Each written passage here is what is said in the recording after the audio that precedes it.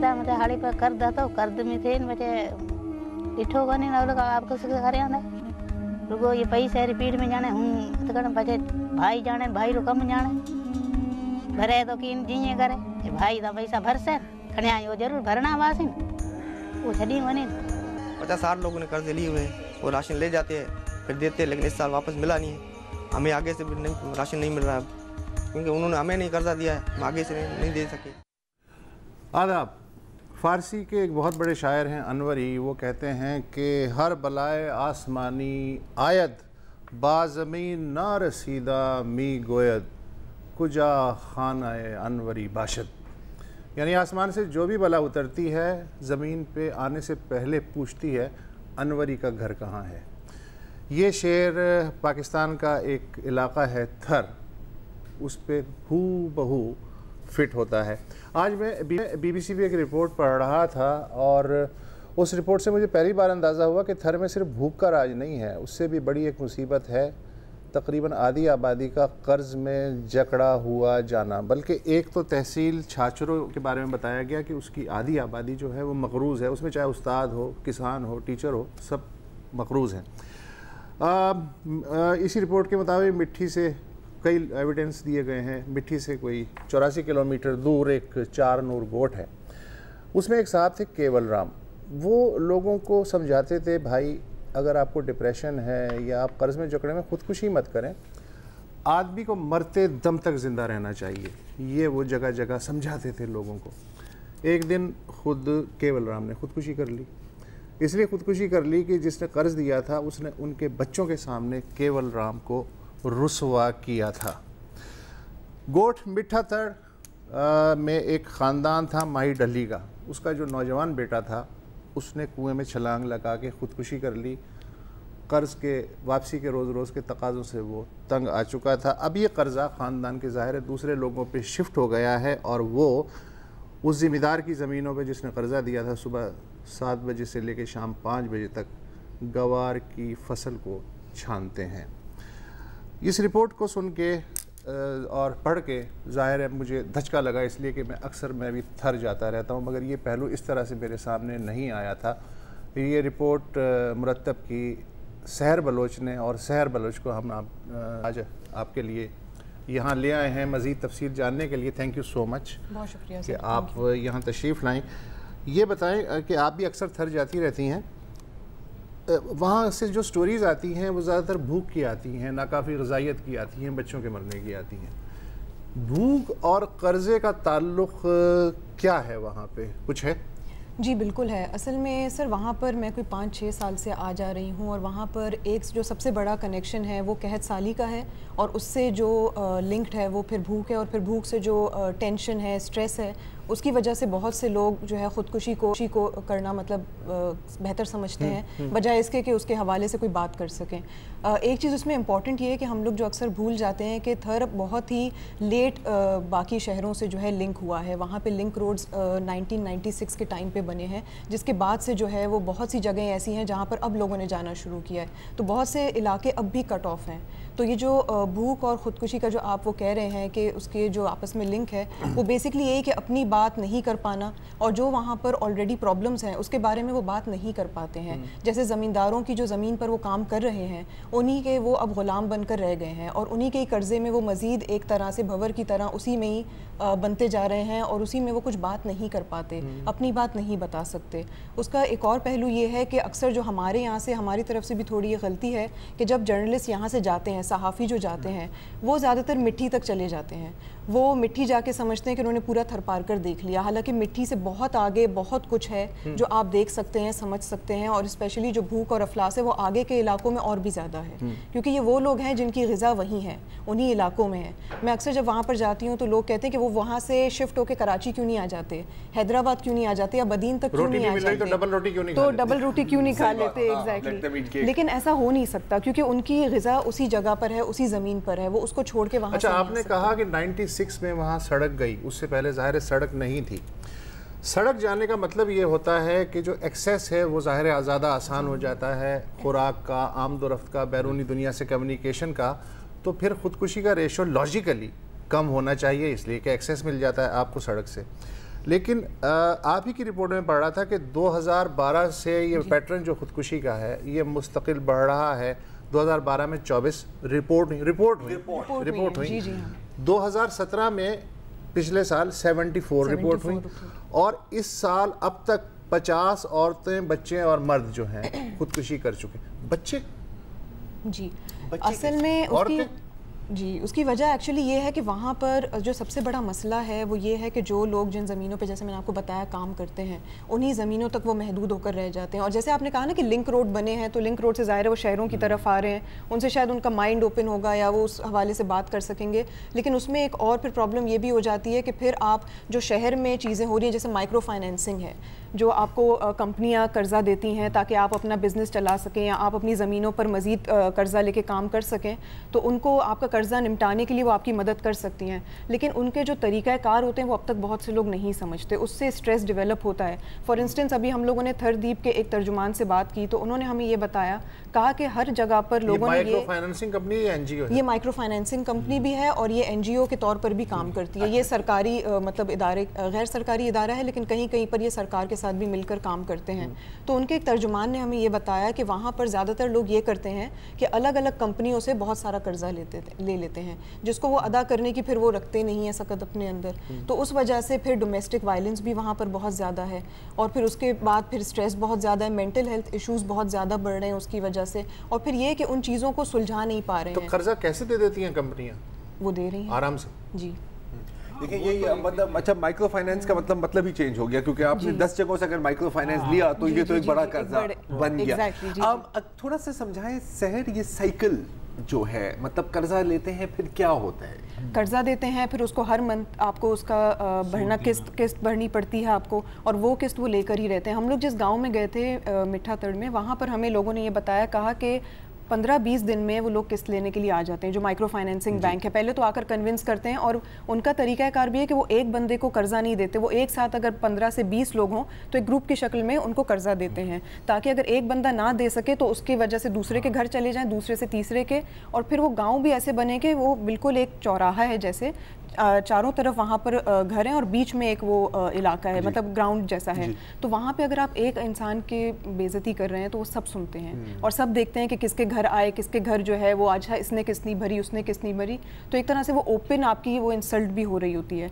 फिर होता ये उसमें कि वो हर 15-20 दिन बाद आकर आपसे किस्त मांगते हैं और अगर आप नहीं दे पाते तो उस पर पेनल्टी लगती है, तो वो मज़ीद वो सूद लगता है, वो मज़ीद वो बढ़ जाता है। और फिर हालांकि माइक्रो फाइनेंसिंग कंपनी आपने दिफा में कहती है कि नहीं हम तो सहूलतकार हैं, हम तो मदद कर रहे हैं। मैं यही कहने वाला था कि माइक्रो फाइनेंस के बारे में तो कहा जाता था कि ये सोल्यूशन है इस तरह के इलाकों की, तो लेकिन क्या पूरी जिम्मेदारी माइक्रो फाइनेंस कंपनीज पर भी हम डाल सकते हैं? नहीं, उसमें दोनों के उसमें है। असल में एक तो समझने की भी बात ये भी है कि जो लोग कर्जा लेते हैं उनकी सकत उस हिसाब से नहीं होती पे करने की। जैसे एक घर का जो माहाना खर्चा है वो अगर 10,000 है और वो 80,000 तक कर्जा ले लेते हैं तो उसको कैसे चुकाएंगे? मैं ये समझना चाहता हूँ कि दुनिया भर में जो बैंक हैं या कंपनियाँ या इवन जो इंडिविजुअल्स भी कर्जा देते हैं, वो पहले ये चेक करते हैं कि मेरी वर्थ क्या है, उस हिसाब से वो फैसला करते हैं कि भाई तू इतना कर्जा अफोर्ड कर सकता है वरना मेरा कर्जा डूब सकता है। और कर्जे से तुमने करना भी क्या है? जिस बंदे ने घर चलाना है या बिजनेस, जिस बंदे ने ऑलरेडी फॉर एग्जांपल 50,000 कर्जा ले लिया है मगर उसकी वर्थ मेरे नज़दीक 10,000 से भी ज़्यादा नहीं है पे बैक के लिए,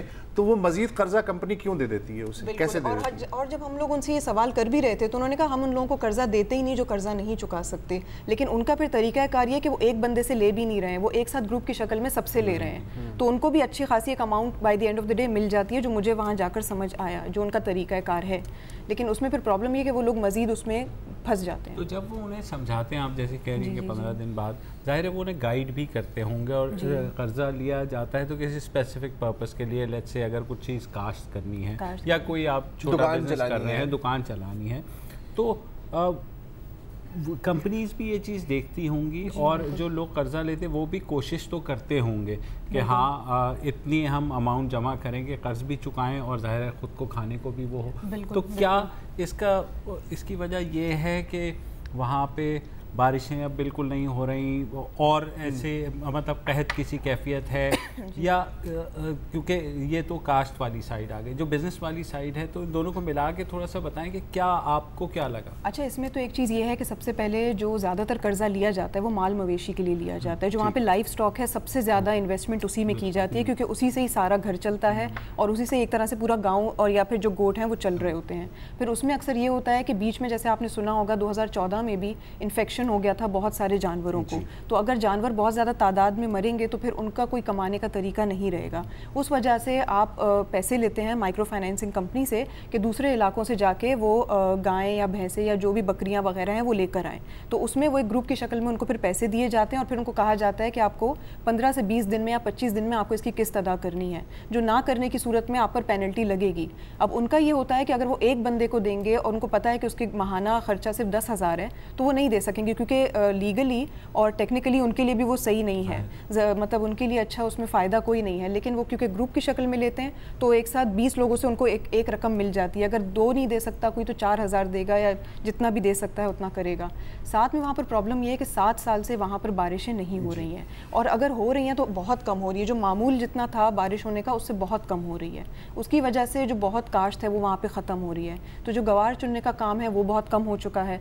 उसकी वजह से लोग ज़्यादातर बहुत से लोग माइग्रेट करके गए हैं, हिजरत करके गए हैं। अक्सर जब हम लोग भी जा रहे थे, अभी इस दफ़ा भी जब गए थे तो काफ़ी लोग जो है इस दफ़ा अपने माल मवेशी लेके जा रहे थे। पिछली दफ़ा जब मैं छाछरो गई थी और वो माइग्रेशन की स्टोरी थी और इत्तेफाक से वो सुसाइड से ही रिलेटेड थी, जो डॉन अखबार के लिए की थी। तो उस वक्त ये था कि लोग अपना जो ऊँट, अपनी फैमिली सबको लेके निकल रहे थे। इस दफ़ा सिर्फ और सिर्फ अपना माल मवेशी बचा रहे थे, क्योंकि उनको इस दफ़ा भी यही डर था कि शायद इस दफ़ा भी इन्फेक्शन कोई फैल जाएगा और इनको कुछ ना हो। घर वालों को पहले किसी को बदीन भेज दिया, किसी को हैदराबाद भेज दिया, तो उस वजह से बहुत से लोग अपने आप को बचा रहे हैं। लेकिन असल जो उनका फोकस है वो उनका लाइफ स्टॉक है। छाछरों में शाजिया मरी ने एक वो कोई लाइन डाली है टिल बॉर्डर तक, जिसका वो आप अशरत हर की बात कर रहे हैं, वो एक अलग है। किन इलाकों में ज़्यादा ये संगीन मसला है? तो इसलिए कि थरपार को तो बड़ी आबादी है। जो बॉर्डरिंग एरियाज़ हैं जहाँ छावनियाँ ज़्यादा हैं उन इलाकों में बहुत ज़्यादा है। ये जो बॉर्डरिंग एरियाज़ हैं इंडिया के पास जो इलाके हैं, नगर पारकर हो गया, इस्लाम कोट हो गया, छाछरो, कलोई, मिट्टी, ये मिट्टी का भी इलाका, मतलब ये कि मिट्टी फिर भी एक्सेसिबल है। इस्लाम कोट, नगर पारकर ये ऐसे इलाके हैं जो एक्सेसिबल नहीं है, वहाँ तक हर कोई नहीं पहुँच सकता। और अगर पहुँचते भी हैं तो लोग फिर इस वजह से कि हमारी बेइज्जती होगी तो वो कैमरा पे बात भी नहीं करते। जैसे हम एक जगह पर गए, आदम खान एक गोट है, अगर मैं उसका नाम सही ले रही हूँ, तो वहाँ पर जब हम लोग पहुँचे तो वो साहब ने बात करने से मना कर दिया। उन्होंने कहा आप ये कैमरा पे लोगे और हमारी गांव में बेइज्जती होगी कि हमारे घर में किसी ने खुदकुशी की है। और ये तो बहुत बड़ी बात है, और ये बहुत बड़ी बात है वहाँ। इसीलिए तो जब आप बात कर रहे थे ना बात की, ये रिपोर्टेड फिगर्स, ये रिपोर्टेड फिगर्स ले ले बेशक। एक ब्रेक ले लेते हैं, ब्रेक के बाद ये गुफ्तगू जाएगी।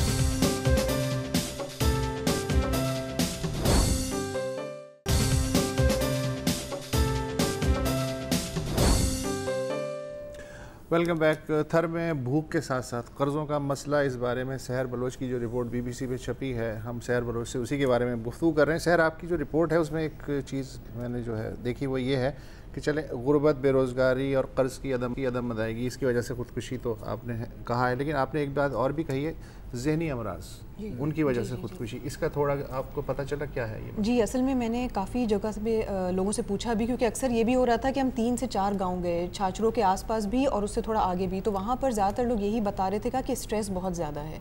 अब स्ट्रेस जिस चीज़ का है वो ये है, जहनी परेशानी इस बात की है कि जो आप सुबह से शाम तक जिस फसल को उगाने के लिए लगे हुए हैं, जिस ज़मींदार की ज़मीन पर आप काम कर रहे हैं, अब वो उसका पता नहीं कि वो कितने टाइम में उगेगी, उससे कुछ मिलेगा आपको, नहीं मिलेगा। ज़हनी दबाव तो ना हुए, नहीं दबाव है, लेकिन उसका ये कि उसको, लेकिन आप उसको मतलब कम्युनिकेट नहीं कर पा रहे, आप किसी को बता नहीं पा रहे, और जाहिर है वहाँ पर जैसे अक्यूट डिप्रेशन। और फिर दूसरी बात ये कि वहाँ पर जैसे बेसिक हेल्थ यूनिट्स हैं और वो भी बहुत जगह पे नहीं है, मतलब वहाँ डिस्पेंसरी का काम करते हैं जो बेसिक हेल्थ यूनिट्स हैं, तो वहाँ पे ज़्यादा से ज़्यादा आपको पैनाडोल दे देंगे, आपको कहेंगे आप जाके घर में सो जाएं या पानी ज़्यादा पिएं या ये करें। ये पिछली दफ़ा भी हमने यही सुना था और इस दफ़ा भी ऐसा ही है कि जो बेसिक हेल्थ यूनिट है वो बहुत से इलाकों में है ही नहीं, वहाँ पे कॉन्सेप्ट ही नहीं है। अच्छा, हुकूमत, हमने अक्सर सुनते हैं कि भाई ये सिंध हुकूमत ने इतने पैसे दे दिए थर को या वो कर दिया, वो डेवलपमेंट अपनी जगह, लेकिन ख़ास तौर पे जब कैद होता है या बच्चे मर रहे होते हैं तो हम एक अमाउंट सुन लेते हैं कि 2 अरब दे दिए या 3 अरब।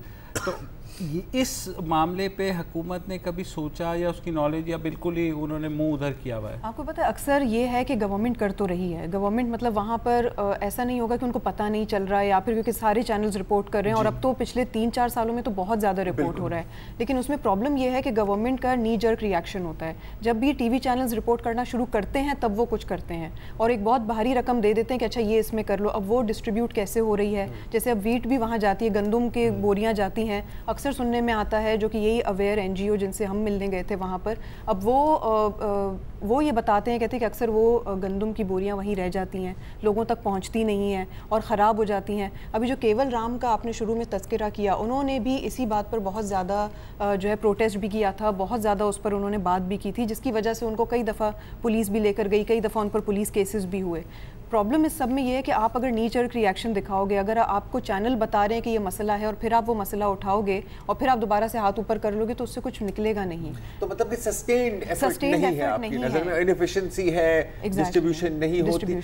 कि इतने मतलब थर के बारे में तो सालों से ही हम बात कर रहे हैं ना, और कभी कभी लगता है, हालांकि अब तो क्लीशे लगने लगा है तो भूख भी होगी, तो एक और क्लीशे, फिर मैं एक और क्लीशे सवाल पूछ लेता हूँ, शहर कोई हल है? इसका हल बेसिकली है, बिल्कुल है, क्योंकि अक्सर जब आप वहाँ पर जाते भी हैं तो लोग आपको बताते हैं कि भाई इसका सबसे बड़ा हल है कि आप उसको एक दफ़ा प्लीज़ रिसर्च करें उस इलाके को, और हर चीज़ का कोई ना कोई लिंक है।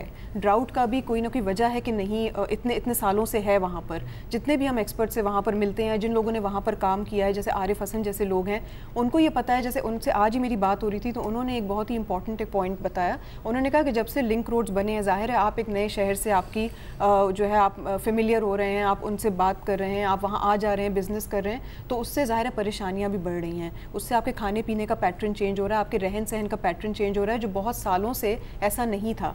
तो एक ये भी वजह है, इन सारी चीज़ों को इन्वेस्टिगेट करने की, रिसर्च करने की ज़रूरत है। क्लाइमेट चेंज बहुत बड़ा एक प्रॉब्लम है, उस पर कोई बात करने को तैयार ही नहीं है, उसको मानने कोई तैयार नहीं कि क्लाइमेट चेंज है। तो जाहिर है जब बाकी जगहों पे इतना इम्पैक्ट कर रहा है तो वहाँ पे भी कर रहा होगा डेफिनेटली। तो जो 80s से अब तक जितने भी लोग वहाँ पर जाते रहे हैं या जो वो ये एक चेंज देखते रहे हैं वहाँ पर, अगर उस पर बात करें, और सिंध हुकूमत ये कर सकती है, क्योंकि मुझे कहीं ना कहीं लगता है कि हम लोग भी थोड़ा मायोपिक हो जाते हैं और देखते हैं कि अच्छा ये गवर्नमेंट है तो हम भी जाके गवर्नमेंट कोई बुरा भला बोल के वापस आ जाते हैं। मसला कोल की वजह से जो है बेघरी का भी शुरू हो रहा है, बिल्कुल हो रहा है। और वहाँ पर जो रेजरवॉयर बना रहे हैं गोरानो डैम की तरफ, उससे बहुत से लोग जो है नकल मकानी करने पर मजबूर हो जाएंगे। उस पर भी जब लोगों ने आवाज़ उठाई तो उनको कहा गया कि आप जो है इंडिया के एजेंट हैं, आप जो है ये बातें कर रहे हैं, मुल्क को बदनाम कर रहे हैं, इतनी बड़ी तरक्की हो रही है। और खुलेआम प्रेस क्लब में लोगों को धमकियाँ दी गई, चुप कराया गया अखबारों को, क्योंकि हमारा जो इंग्लिश या उर्दू अखबार है उससे बहुत मुख्तलिफ है सिंधी अखबार जो सिंधी ज़बान के हैं, वो तो उनको नहीं छोड़ते और उनको क्वेश्चन करते हैं। तो ये चीज़ वो बार बार करते रहे कि भाई गोरानो डैम से बहुत प्रॉब्लम हो सकता है, जो उनका रेजरवॉयर है उससे भी बहुत प्रॉब्लम हो सकता है, लेकिन वो चल रहा है क्योंकि वहाँ पर वो अपनी मनमानी कर रहे हैं। आप अभी बात कह रही थी, मैं बात वो आधे में रह गई कि हमारे बड़े एक तंग नजर हो जाता है ना कि सब कुछ हुकूमत की ही गलती है। इस जुमले को आप मुकम्मल करें। मैं ये कह रही थी कि अक्सर हम लोग ये देखते हैं कि अच्छा जैसे टीवी चैनल्स पे आ रहा है कि अच्छा गवर्नमेंट की गलती है तो हम भी उसी को लेके निकल आते हैं, फिर बहुत से हमारे अपने भी ख्यालात हैं उस जगह के बारे में। जैसे आपने कहा कि थर होगा तो वहाँ पर भूख भी होगी, अफलास भी होगा, यही एक तरह की है जिससे आप खुद भी डिसेंसिटाइज हो जाते हो और आप इन डेप्थ नहीं जाते। तो असल चीज़ जो है वो क्लाइमेट चेंज पर रिसर्च की ज़रूरत है। वहाँ पर लोकल कम्युनिटी लेवल और गवर्नमेंट लेवल पर कोई सस्टेन, कोई कंबाइंड एफर्ट हो रही है? जाहिर है ना हुकूमत अपने तौर पे खाली कर सकती है, ना ही कम्युनिटी, कोई आपने देखा है? वैसे आज ही मैं डॉन में पढ़ रही थी कि जो सेक्रेटरी हैं, हेल्थ सेक्रेटरी, तो उन्होंने ये कहा है कि मतलब वहाँ पर एनजीओज़ का क्या काम है। मतलब इतनी एनजीओज़ हैं, आप मिट्टी में जब एंटर होते हैं तो आप एक लाइन से एनजीओज़ और गवर्नमेंट के इदारे बिल्कुल वो दुकानों की तरह बने हुए हैं, लेकिन आपको ये नहीं पता कि वो कर क्या रहे इतने सालों से। मतलब अब तक वो ये नहीं पता लगा पाए एग्जैक्टली कि मतलब अब तक क्या पता लगा सके कि क्या मसाइल हैं, उसका हल क्या निकलेगा। तो वो एक आई थिंक मसला है और उसमें देखने की ज़रूरत बेसिक है कि उस पर रिसर्च कौन करेगा।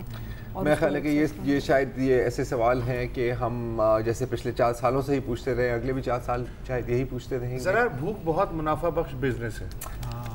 इसी बात पर मेरा ख्याल है कि हम और कुछ नहीं कह सकते, थैंक यू सो ब्रेक ही ले सकते हैं। बहुत मेहरबानी।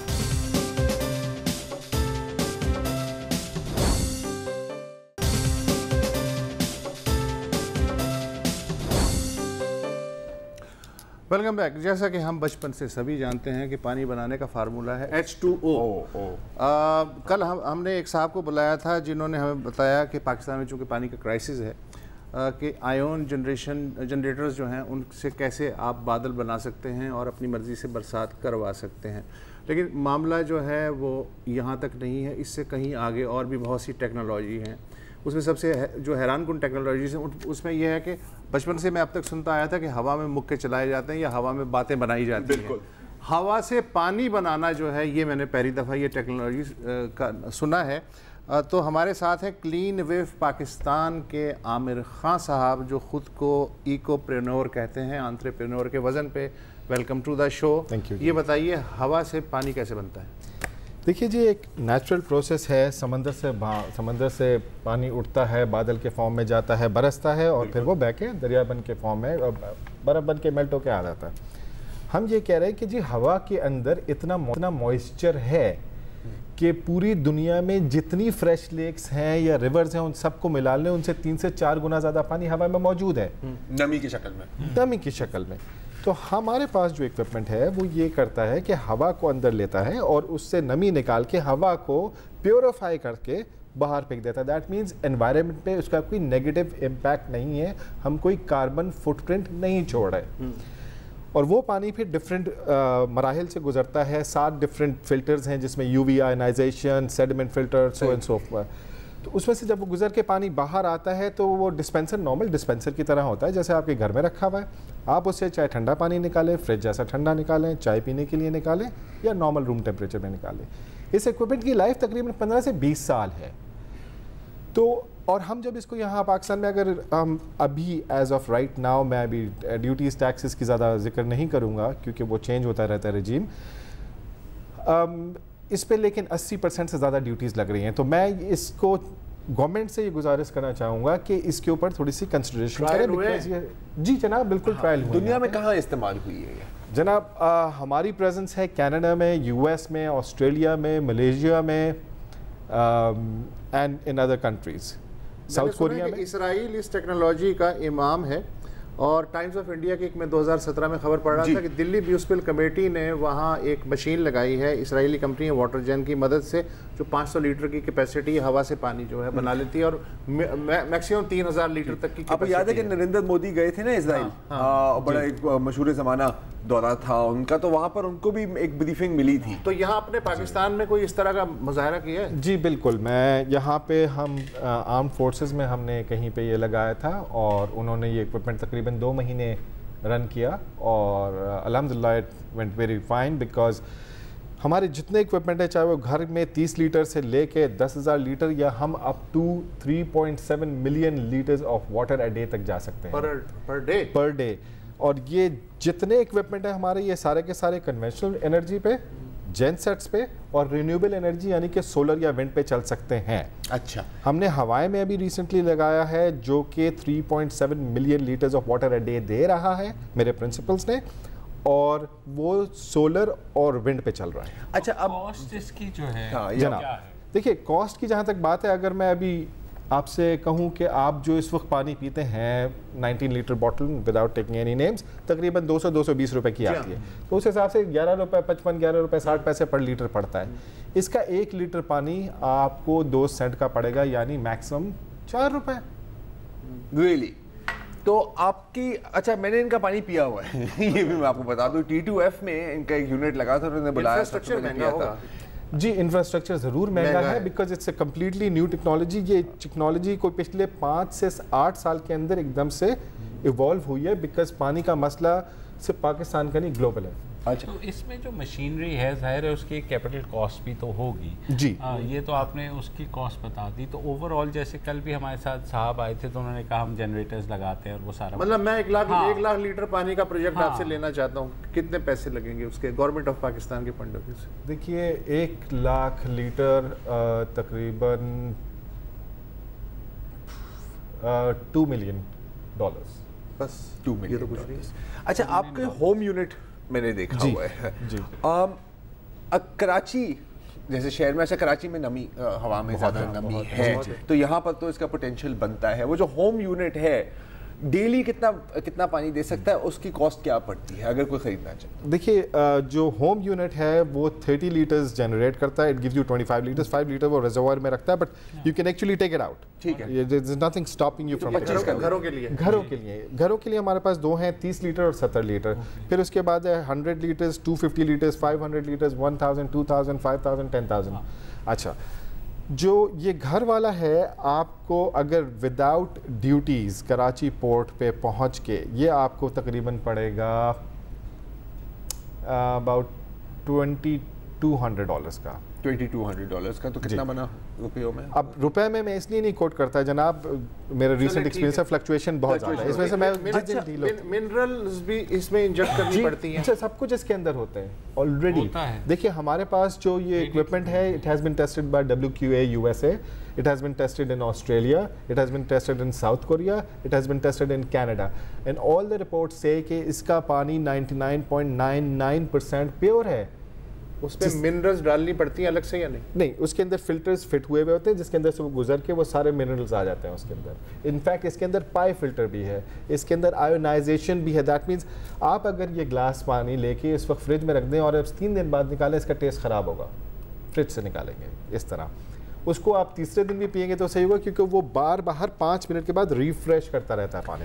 अच्छा, आपने एक लिमिटेड वे में, सॉरी बिस्ला जी कि लिमिटेड वे में तो आपने दिया और आर्म फोर्सेस में जहाँ भी किया, बड़े लेवल पे आपकी अब हुकूमत से बात हुई या कोई? चीफ जस्टिस साहब तो बहुत कंसर्न है पानी के मसले में, इनफैक्ट पूरा मुल्क ही है। हाँ बिल्कुल जी बिल्कुल जनाब, चीफ जस्टिस साहब और PM साहब से हमने ख़त व किताबत शुरू की है, हमने उनको लिखा है, हमने उनको बताया कि ये चीज़ है। इसके अलावा हम इंटरनेशनल डोनर एजेंसीज से भी बात कर रहे हैं ताकि उनके थ्रू हम ऐसे इलाकों में पहुँचे जहाँ पे ज़रूरत है।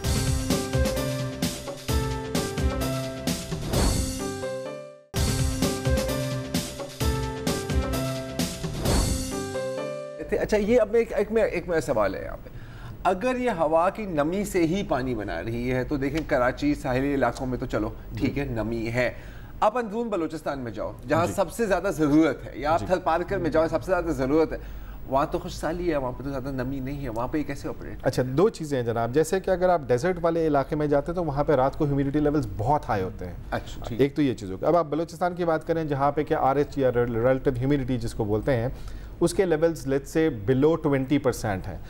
ये इक्विपमेंट चाहे कहीं का भी बनाओ, वो यूजुअली उसका ऑप्टिमम ऑपरेशनल एनवायरनमेंट जो होता है वो होता है 15 degrees to 45 degree Celsius and 30 degrees RH level to 100%, मतलब मिनिमम 30% ह्यूमिडिटी जैसे कहते हैं। हाउएवर द इक्विपमेंट, हमारा अपना इक्विपमेंट जो है कैलगरी में लगा हुआ है।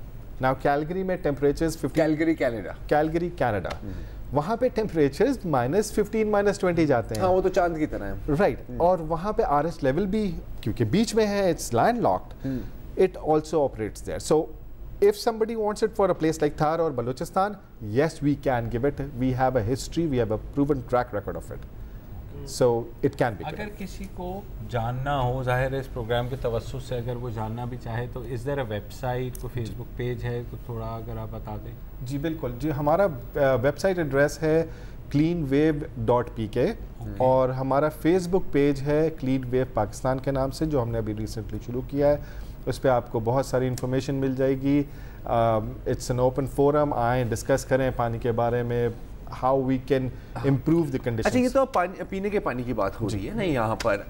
आपसे जब पहले बात हो रही थी आप कह रहे थे कि भारत में हाँ ज़राअत के लिए भी इस्तेमाल किया जा रहा है, एग्रीकल्चर के लिए। जी वाली आपको कुछ लिंक्स मैं शेयर करूँगा या शायद किए हों मैंने ऑलरेडी।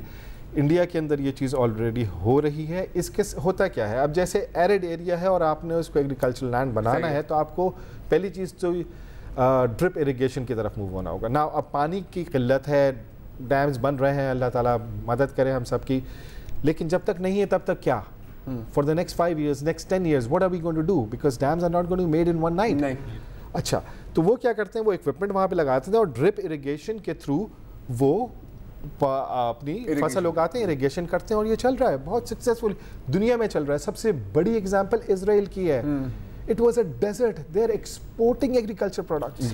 नहीं वो तो ज़राअत नहीं तो सबसे ज़्यादा अगर एक मुल्क का नाम लिया जाए दुनिया में तो हवा से जो पानी बनाया जा रहा है तो सबसे ज़्यादा इसराइल में बनाया जा रहा है। देखिए इसराइल ने इसको परफेक्शन लेवल पे लेकर गया। ये चीज़ है बहुत पुरानी, लेकिन जैसा मैंने आपसे अर्ज किया कि पिछले 5 से 8 साल में एकदम से इवॉल्व हुई है। इस वक्त सबसे ज़्यादा किस मुल्क में ये तजर्बे हुए हैं? जी Israel is doing it all across multiple countries. Even देखिए हम मलेशिया में प्रेजेंट है, इसराइल थाईलैंड में प्रेजेंट है, इंडिया में प्रेजेंट है, इसराइल इटली में गया। इसराइल ने ये यूएस भी दिया जिस वक्त वहाँ कैटरीना या आई डोंट नो कौन सा एक वो आया था, लेकिन ये उन्होंने गिफ्ट किया था। इंटरेस्टिंग। तो यहाँ पे इनिशियली आपको रिस्पांस मिला, मतलब जितने भी जनाब अभी तो बहुत लूक वार्म है एज पीपल अंडरस्टैंड। हमारे यहाँ थोड़ा सा ये रिवाज है कि पहले कोई कर ले फिर हम जाएंगे। हाँ। तो वो पहले आप में अभी हम इंतजार कर रहे हैं। तो अगर आप उनको ये कहेंगे कि जी इजराइली कर रहे हैं तो आपको यहूदी एजेंट पर तो नहीं लग जाएगा वो अपनी जगह। लेकिन बात ये है कि Israel is a leader in water technology, और इनफैक्ट ये जो आप बात कर रहे थे एक्सपोर्ट करने की, तो मैं अभी ये पढ़ा था कि वो they want to be the world's leading exporter of food by 2030 ऐसे कुछ। अच्छा वक्त खत्म हो गया, मगर ये कनाडा की टेक्नोलॉजी लेके आए हैं। ये बिल्कुल ये ऐसा नहीं है। कनाडा की टेक्नोलॉजी है, it's a 9001 certified, we have gone to all the levels and this is what we want to give to our nation. I hope it works. चलें good, I hope wish you best of luck. और हमारी अगर हुकूमत सुन रही है या सीजे साहब सुन रहे हैं तो उम्मीद है वो इस तरफ भी नज़र डालेंगे। इजाज़त दीजिए, खुदा हाफ़िज़। अस्सलाम वालेकुम। अगर आपको हमारे शो पसंद आया है तो प्लीज़ हमारे YouTube चैनल को सब्सक्राइब करें, और अगर मुनासिब समझे तो इस वीडियो को लाइक भी कर लें, तो कोई हर्ज नहीं है, और शेयर भी कर लें और कमेंट भी कर दें, वरना वो सब ऐसे ही लिखते रहेंगे। और ये जो दोनों कह रहे हैं ये कर लें जी प्लीज़, नहीं तो हमें भी घर जाना है, मैं आपके कंप्यूटर में नहीं रहना 24 घंटे। सही बात।